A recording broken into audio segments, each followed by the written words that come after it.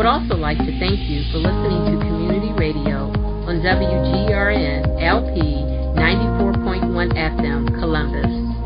I'd like to welcome our listeners back to Part 2 with Suzanne Praxter. If you listened last week, you heard us talking about Suzanne's role in WGRN 94.1 FM and how it came about. Well, now we're getting ready to get into the other side of the shop that Suzanne is involved in, which is the Columbus Free Press. Enjoy. Okay, well, we're getting ready to switch over to the Columbus Free Press. What role do you play in that, Suzanne? Well, I am currently the executive director of the nonprofit that runs the Columbus Free Press, and the name of that group is the Columbus Institute for Contemporary Journalism. And the Free Press has a long, long history that way predates me. I was alive, but I wasn't involved with it back in 1970 when it started up. I was a 10-year-old tyke back then, but I was trying to be a hippie back then, so I think I was on the right path.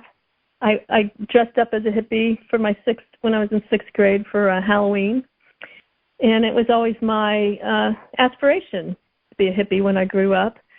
But the Free Press became a nonprofit in 1986, and it changed hands throughout the community through all the years until Bob Petrakis and a couple other people took it over in the early 90s, and that's when I got involved as a volunteer, and to the point where now I'm the executive director.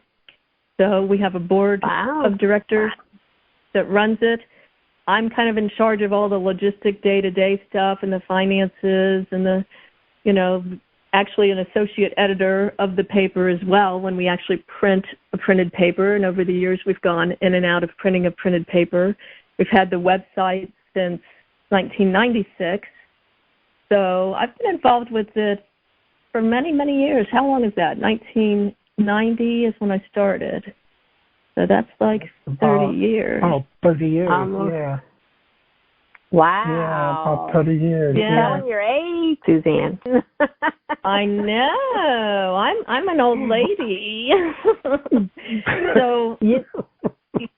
So it's really gotten more intense and harder to do as the years have gone by, just because back when it was just a newspaper, it was just a newspaper. Now it's got 2 websites. It's got 2 Facebook pages, Twitter account, an Instagram account, and it's just a lot of stuff to handle. It's got an email address. It's got a phone number. I mean, think of all the things, all the different ways that messages can come in and things to have to deal with. It's like fairly overwhelming. It's like a full-time job on top of my other full-time job. And then are you guys still delivering it, dropping them off at the various locations? No, the last issue that we put out was March, but the Free Press has gone through many, many, many iterations through the years. So the iteration that I call, the version that we're doing now, is the large format, like alternative news weekly, in the vein of like what used to be Columbus Alive and the other paper. Though those 2 have now gone by the wayside. We're the only last paper standing, I think. But we can only come out monthly because that's all we can afford. We only have one ad salesperson who literally lives in Cleveland, so we are always on the lookout for more people who want to sell ads. And we were able to hire a distribution company and when I say company, it's a guy and his friends, and we pay them and they distribute the paper. So gone are the days of Bob and I having to pick up the paper in a van from the printer and drop it all off ourselves. It's been several years since we've had to do that. And, of course, we don't have subscribers, so I don't have to handle all the subscriptions anymore. But it has just gotten pretty complex just with all the different ways you have to communicate with people nowadays. I don't want to be sounding too old, but, young people don't often want to read a piece of paper to get their news. They want to look at it online. So there's that whole aspect of keeping up with the times. Yeah. Now, you were talking Oh, God, I forgot what question I was going to ask. Oh, could you tell our listeners how they can, because you said that you need advertisers or, people to do advertisement. Can you tell our listeners how they can support? Yeah. Well, the Free Press, the nonprofit that runs the Free Press is a charitable organization. So one of the ways we've been able to sustain ourselves through the years has been to just take donations. So any donation you give the Columbus Institute for Contemporary Journalism is a tax write-off for you. So we do accept just flat-out donations like any other charity. We sell books. We have a website where Bob Petrakis and Harvey Wasserman and other people who've written their books are all, their books are located there if people want to buy them. And we sell ads for our printed paper, which we're not putting out right now. The last issue we put out was March, and then when the virus hit, we really couldn't ask our distributors to try to distribute the paper to places that were shut down, nor are there any bars and restaurants that are actually fully functioning enough now or have enough money to even take out ads anymore. So we're in a little bit of a holding pattern with the printed paper, but we can sell ads on our website. People are still looking at our website regularly. We post our articles up there every day. So if somebody wanted to take an ad out on the website, or if anybody wants to be an ad salesperson for us, they could email me at our generic Columbus Free Press email address, which is just the letters COLS to abbreviate Columbus. So it's COLS Free Press at gmail.com. So it's like Coles Free Press at gmail.com. And if they wanted to purchase an ad, they can visit your website, right, at the Columbus Free Press? They could get hold of us there as well, yes. Okay. There's an advertise button. There's two websites. One of them is freepress.org that focuses more on national and international news, and there's a website called columbusfreepress.com, and it also is available at columbusfreepress.org, and that's the one that is all the information that's about Columbus, Central Ohio, and Ohio. Okay. We might have to change the name of it, though. If we decide to change the name of our city, we'll have to get rid of the name Columbus in the name of our paper, with all the statues coming down.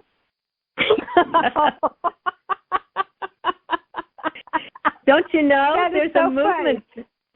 There's a movement to change the name of Columbus. There has been for years. Yeah. Wow. Yeah, I wonder what they will come up with. What names have you heard? Well, they're trying to name it. Go ahead. Go ahead, Suzanne.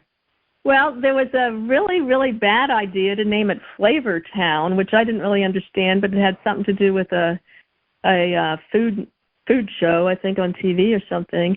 But we've held competitions through the Free Press in the past over the years to have people put forth a name, kind of like the way they named the little baby elephants at the zoo.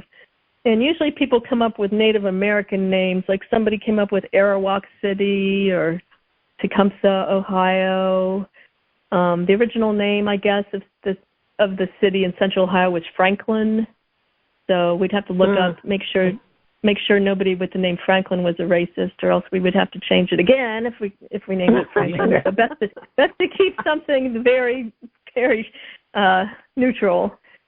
But yeah, it'd be nice if it began with a C, and then a lot of businesses wouldn't have to change their logos, like Columbus State Community College and the CICJ that runs the Free Press. But anyway. Mm-hmm. I was watching the show about Jeffrey Epstein, and I had to hit rewind. And I said, "Is that Bob?" That was Bob. Rewind, and it was Bob. I said, "Look at him. He's telling. He's telling Mr. Epstein." It is amazing how many people.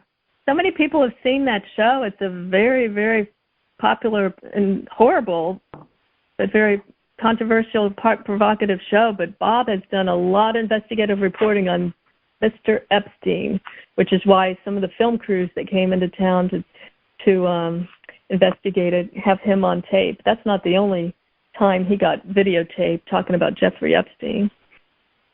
So does he believe that, what's the guy from Easton?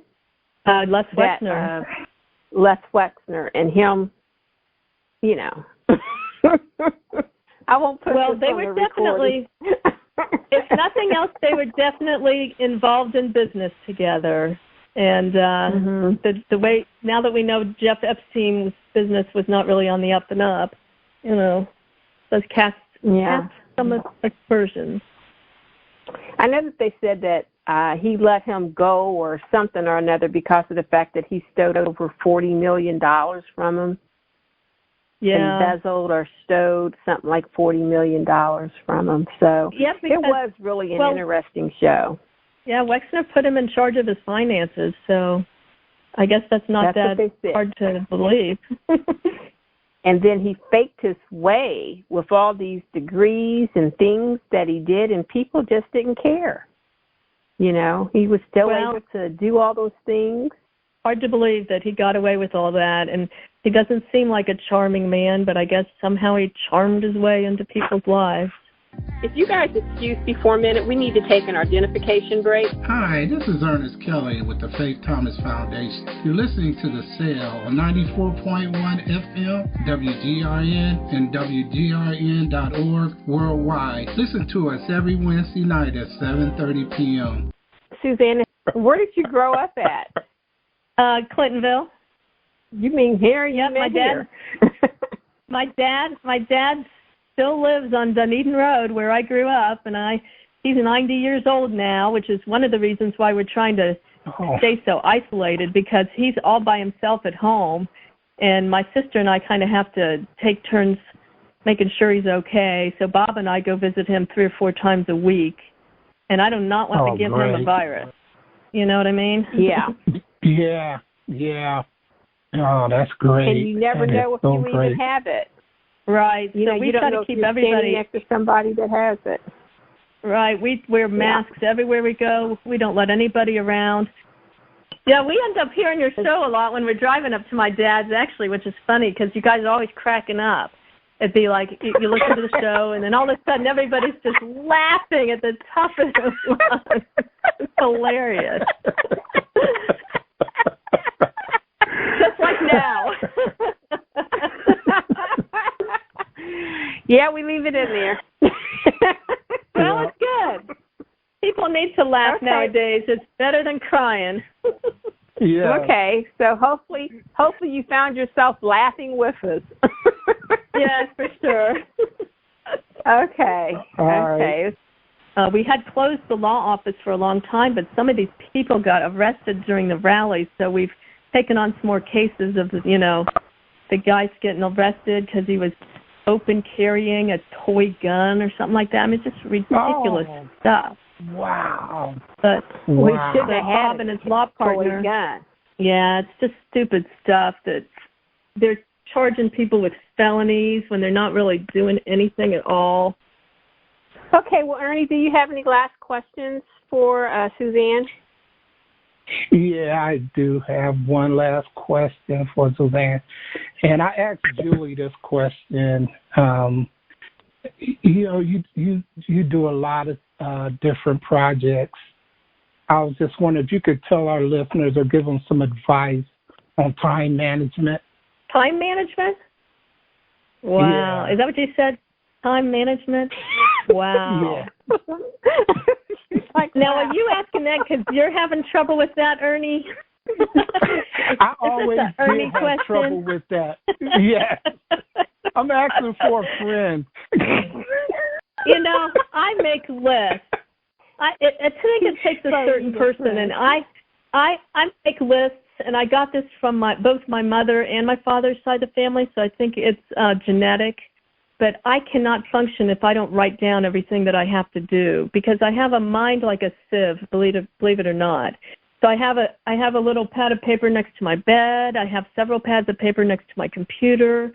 I just have to write everything down, and that way I know what I need to accomplish for the day. I check everything off when I do it.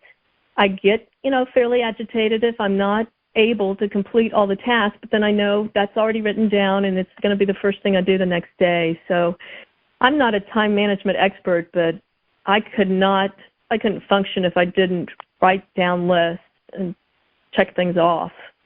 That's the best I can offer you, Ernie.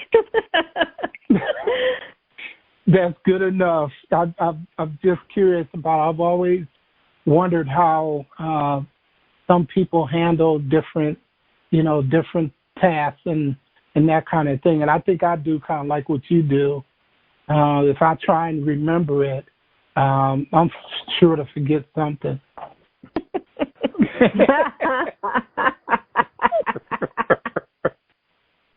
Suzanne, it has been a pleasure to talk to you today, and I've learned a lot, from talking to you about WGRN and the Columbus Free Press, and I'm glad to see that the Columbus Free Press is still holding on, with all the things that are going on right now, and I'm glad to see that it's, still maintaining.